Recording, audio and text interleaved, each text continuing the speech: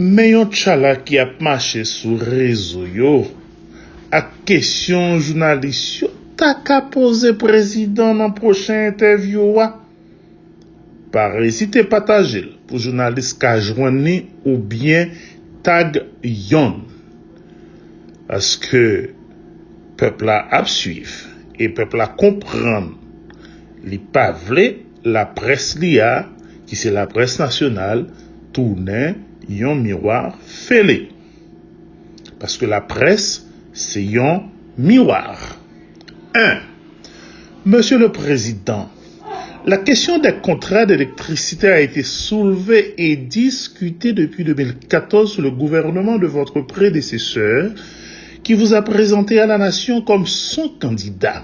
De fait, les contrats étaient arrivés à expiration et ont été renouvelés de gré à gré sans appel d'offres depuis cette date. Question.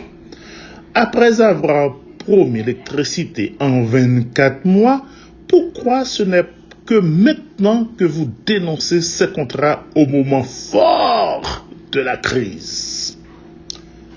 2. Monsieur le Président, la distribution des armes et la prolifération des gangs armés a pris une ampleur sans précédent sous votre présidence. Plusieurs secteurs affirment que certains gangs armés travaillent au profit du gouvernement et que quelqu'un de vos proches et du PHTK sont impliqués dans la distribution de ces armes. Quelles sont les mesures concrètes prises? 3. Monsieur le Président, en août 2017, vous avez révoqué le ministre Bellevue pour corruption. Le rapport de la Cour des comptes a confirmé le vol.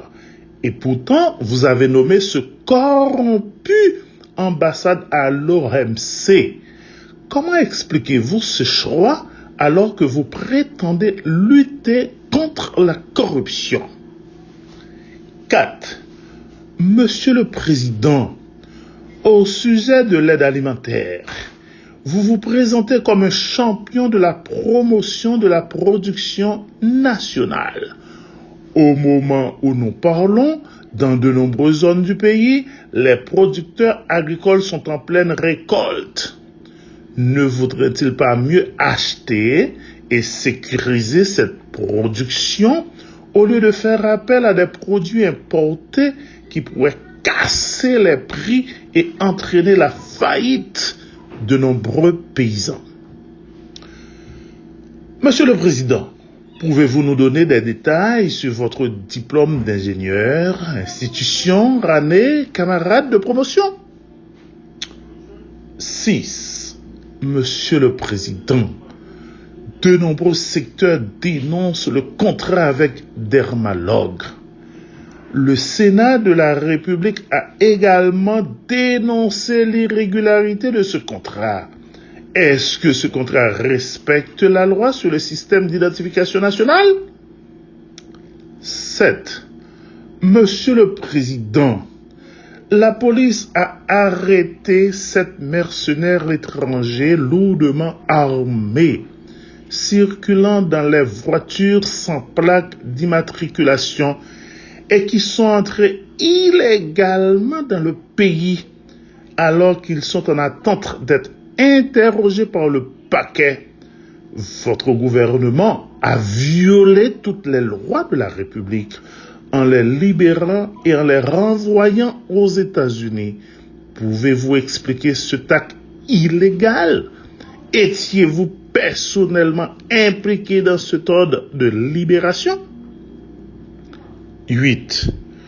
Monsieur le Président, on vient de découvrir un contrat signé entre l'État haïtien et la firme Helico SA le 9 février 2019. En moins de 4 mois, l'État a payé plus de 7 millions de dollars, alors que cette somme aurait pu servir à acheter 2 hélicoptères. Comment expliquer gaspillage de ressources financières alors que l'État n'a pas de moyens? 9.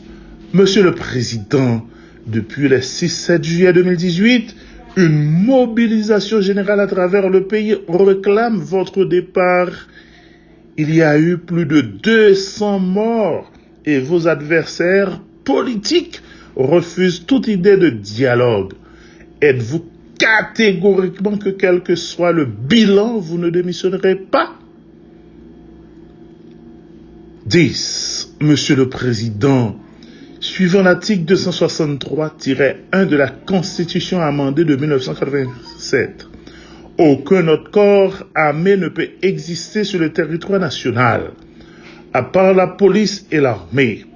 On constate que les étrangers qui évaluent votre sécurité circulent avec des armes de guerre, ce qui est contraire à la Constitution.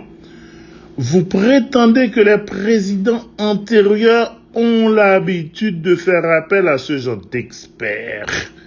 Monsieur le Président, prenant pour acquis la véracité de vos affirmations, même si ces experts étrangers n'avaient pas toujours été visibles armés en public sous d'autres présidences, aucun acte illégal ne peut servir de jurisprudence dans aucun pays au monde.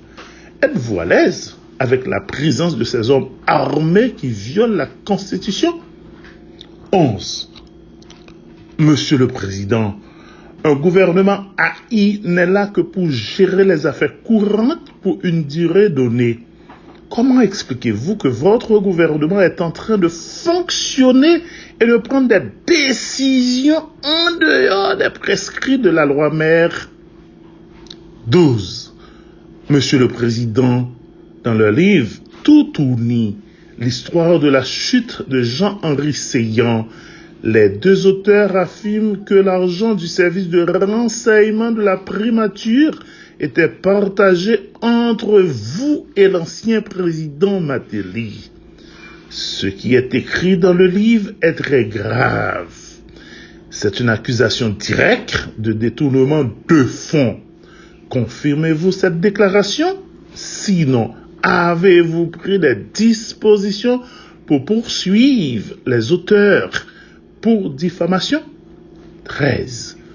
Monsieur le Président, selon la loi, tous les hauts fonctionnaires de l'État, parlementaires, ministres, chefs de cabinet, etc., doivent faire une déclaration de patrimoine au moment de l'entrée en fonction et à leur sortie. Les membres de votre cabinet et les membres du gouvernement sortant ont-ils réalisé cette déclaration? 14. Monsieur le Président, le sénateur Willow Joseph a admis publiquement avoir reçu de vos proches $100 000 US pour garantir le vote de monsieur Michel Williams. Êtes-vous mêlé à cette énième accusation de corruption? Les coupables ont-ils été identifiés et écartés de votre gouvernement? 15. Monsieur le Président, vous avez unilatéralement initié un programme de caravane changement en marge des institutions publiques et en investissant des millions de dollars du trésor public. Vu que ce cas précis, le système que vous dénoncez n'est pas impliqué, quels sont dans la poche des paysans les résultats concrets de cette caravane dont le document de projet n'est toujours pas disponible? 16. Monsieur le Président, sous le gouvernement de votre Premier ministre Jacques-Guy Lafontaine, le déficit budgétaire s'est creusé. Vous avez pris des mesures qui ont fait chuter la goutte et augmenter l'inflation. Le pays connaît une catastrophe économique sans pareil. Depuis votre arrivée au pouvoir, les budgets soumis au Parlement ne répondent pas aux urgences de l'heure. Tout ceci se fait avec une majorité au Parlement. Comment pouvez-vous expliquer cette débâcle économique pour laquelle vous semblez ne pas vouloir assumer la responsabilité? Diriez-vous que vous n'avez pas pris les bonnes décisions?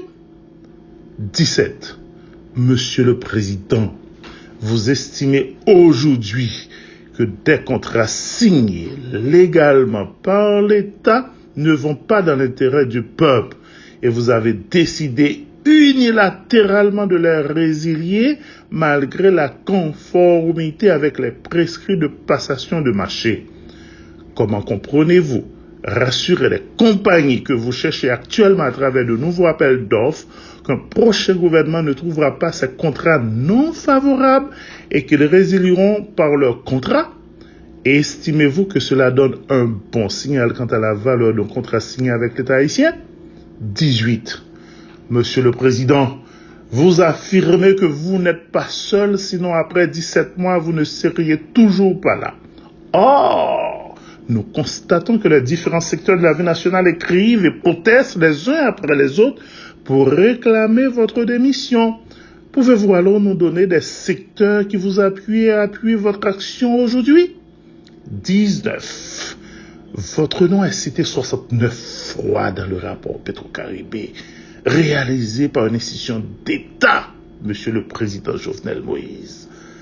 Dans d'autres pays, lorsque le nom d'un dirigeant est cité dans un rapport officiel, dans des scandales de corruption et de détournement de fonds publics, on a vu le cas aux États-Unis, Brésil et ailleurs.